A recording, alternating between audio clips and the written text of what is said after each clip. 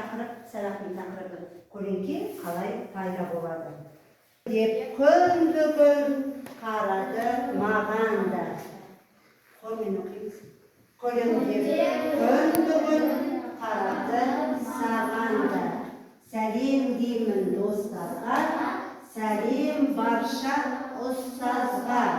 Тату бол халыққа, аман болсын балалар. Жақсы, өте тамаша. Балалар суретінің ортасында күнді бейнеледі дейді. Неліктен деп ойлайсыңдар? Олар нені зерттеді? Ал бізге сұрақ. Суреттегі заттарды қандай екі топқа бөлуге болады? Енді менің қасыма келе қойыңдар. Жаныма барлығымыз келеміз. Не бар? Ал неден жасалынған? Резинадан жасалған. Мынау не бізде? Қағаздан жасалған. Мынау не? Шыныдан жасалған. Темірден жасалған. Ал балалар енді қараңдар. Бізге неліктен күннің көзін бейнеледі? Не білка? Өйткені олар қалай көлеңкені қандай заттарға бөлуге болады? мөлдір және мөлдір емес заттар. Өте тамаша. Ендеше қазір біз осы жарықтың көмегімен ол жерде көлеңке қалай пайда болады? Қарап көрейік балалар. Қараймыз балалар, ал заттарды алып қарайық. Бізде не бар? Мынау темірден зат. Ал темірге жарық түскенде артында не пайда болды? Көлеңке бар ма екен? Өте тамаша. Қараймыз. Ал көлеңке бар ма балалар? Өте тамаша. Енді бізде қандай зат болды? Мөлдір зат. Мөлдір заттың артында бізде көлеңке пайда болды ма? Қандай пайда? Қандай? Айтыңдаршы. Көлеңке бар, бірақ қандай? Әлсіз көлеңке. Ал жаңағы тығыз зат. Міне мынаның артында қандай? Тұтас, қараңдаршы. Анық көрінетін айқын көлеңке көрініп тұр. Өте тамаша, жақсы. Орнымызға жайғасайық балалар. Өте тамаша. Өзіміздің қандай материалдар? болған немесе айқын көрінетін заттар. Өте тамаша. Жаңағы мөлдір және мөлдір емес. Қане қолымызды көтеріп айта қойып. Жоқ, байқай алмаймыз. Неліктен деп ойлайсың? Өйткені көлеңкенің не түсіреді? жарық ол жерде жоқ, ол жерде қараңғы бөлмеде не болмайды екен? Жарық болмағандықтан бізде көлеңке болмайды. Өте тамаша. Ал бұлыңғыр күні көлеңке бола ма? Айта қойшы. Бұрын түнде көлеңке болады. Болмайды, күнді жауып жарық түспей қалады. Содан көлеңке пайда болу жоқ болмайды екен. Өте тамаша. Екі суретті салыстырамыз. Олар толқын және сәуленің қандай ұқсастығы бар? Сол туралы не істейміз? Ойымызды жазамыз. Толқындар қалай жүреді? Сәуле. Мына жерде не істейді? Толқын қалай жүреді? Қараңдаршы. Толқын қалай жүреді? Толқын тастардың арасымен не істейді? Барлық бағытта жүре береді екен, ал сәуле қалай түседі? Түзу сызықпен түседі екен.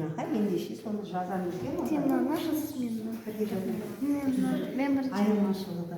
Сен бірінші отырсың, екінші отыр.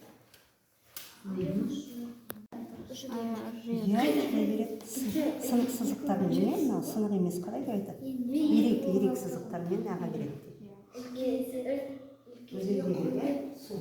Бұл жерде затқа жарық түскен кезде не істейді? Түзу сәулемен түседі. Түзу түскендіктен заттың артында бізде не пайда болмайды? Жарық пайда болмайды. Көрдіңдер ме? Оның артында не пайда болды? Сол зат өткізбей тұр ғой, қараңдаршы, жарыққа. Не пайда болды? Көлеңке. Өте тамаша. Ал судың айырмашылығы қандай болды? Толқынның толқын ол барлық бағытта, яғни тасты да айналып өте бере алады екен, не балалар? Өте тамаша. Назарға ойланайық. Неліктен көлеңкенің түсі қара болады? Кім айтам дейді? Нұрсая кәне, айта қой. Көлеңке мөлдір емес заттардың артында жарық көлеңке болмайды. Көлеңкенің түсі қара болады. Көлеңке бұлғыр немесе айқын болады. Өте тамаша, жақсы отыра қой. Жасанды интеллекттің көмегімен жасалған біздің шағын видеоға назар аударамыз. Бұл жерде сіздерге көлеңке туралы айтады. Сәлеметсіздер балалар, бүгін біз көлеңкелер туралы сөйлесеміз. Мына қараңдаршы, шам қалай көлеңке жасайды? Жарық деген не? Күннен тарайтын, түзу сызықтармен таралатын энергия.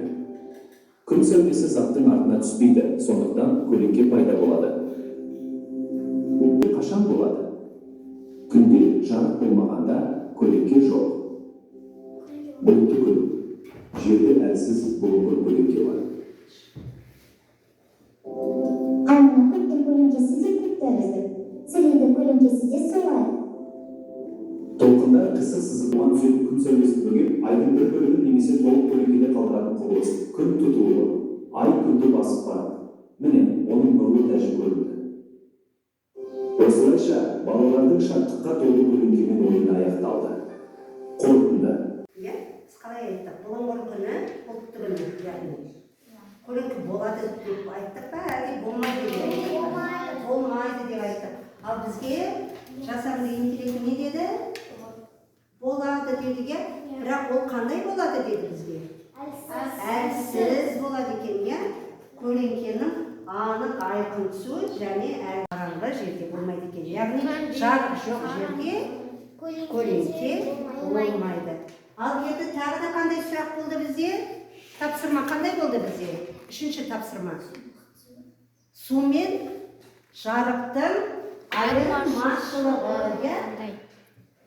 Сіздерге енді тағы да сұрақ, бұл жерде қай ертегі деп ойлайсыздар?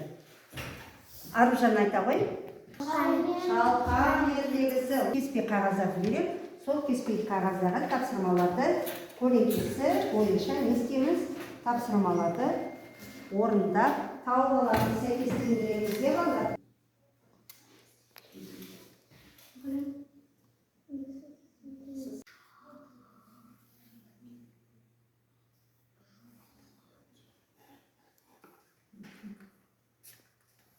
Енді бұл жерде не деп жазылып тұр? Көлеңке дегеніміз не? Сол туралы өзіміздің ойымыз.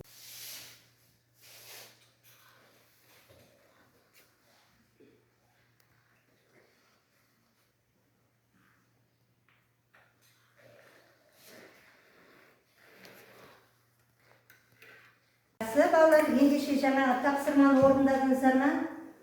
Ернар тұрып айта қойшы. Көрсете қой, оқи қой дауыстап. Мөлдір заттарда көлеңке бар, мөлдір емес заттарда көлеңке жоқ. Өте тамаша. Тағы оқи қой, Сұлтан. Не жаздық көлеңке дегенге? Мөлдір емес дененің жарық түспейді. Көлеңке айқын не бұлыңғыр болады. Өте тамаша.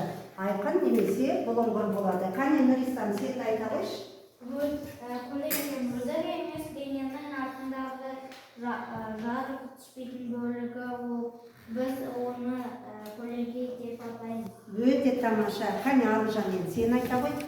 Көлеңке мөлдір емес дененің артындағы жарық түспейтін бөлігі. Көлеңке дененің пішінін қайталайды. Көлеңке айқын не бұлыңғыр болады. Өте тамаша. Балалар қараңыздар, көлеңке заттың пішінін не істейді? Қайталайды. Жаңа осы туралы айтылды. Енді осыны біз қазір іс жүзінде не істейміз? Дәлелде қарап көреміз. Жұмыс жасап көрейік. Қане маған Сұлтан шыға ғой, келе ғой. Сұлтан келе ғой. Балалар бәріміз қараймыз. Пішінді қайталады ма? Бұл қандай зат мұғалімнің қолындағы? Мөлдір зат. Артындағы көлеңкесі қандай? Анық па? Анық па әлде? Әлсіз. Әлсіз көлеңке. Қараңдаршы. Заттың пішінін қайталай ма? Қайталайды екен. Өте тамаша. Енді келесі қараймыз. Топтың пішіні қандай екен? Топ қандай? Дөңгелек. Енді қараңдар, көлеңкенің пішіні қандай? Айқын және дөңгелек. Өте тамаша. Енді балалар, міне мынандай тапсырма бар. Жарықты жақындатқанда көлеңке не істейді? Ұлғаяды екен, үлкейеді. Қараңдаршы балалар. Ал жарықты алшақтатамыз. Алыстай ғой, Сұлтан. Не істеді балалар көлеңке? Шірейді. Өте тамаша. Қараңдаршы. Біз көлеңке туралы көп нәрсе білдік па? Көп нәрсе білдік. Қараңдаршы. Өте тамаша. Жақсы. Сабағымызды қорытындылай келе, балалар, қараймыз мына жерде көлеңкенің нәрсенің пішініне байланысты не істейді дедік? Өзгереді. Егер заттың пішіні дөңгелек болса, көлеңкесі де жаңа қандай болды? Дөңгелек болды. Егер ол ұзын болса, көлеңкесі де қандай? Ұзын болады екен. Егер оның көп бұрышы болса, не істейді? Қайталайды. Бірақ оның көлемі жарыққа байланысты не істеді? Өзгереді. Жаңа біз жарықты жақындатқан кезде көлеңке қандай болды? Үлкейді. Алыстатқан кезде көлеңке кішірейді. Өте тамаша. Ендеше есіңізде сақтайық, балалар. Нені есте сақтау керек? Қараңдар.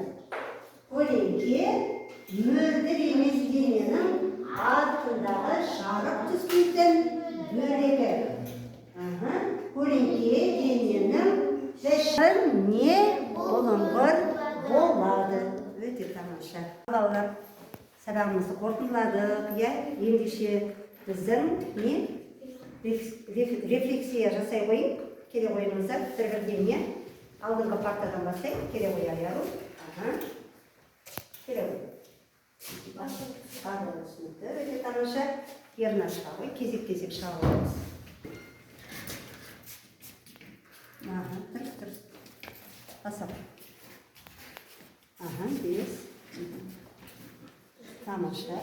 Өте тамаша.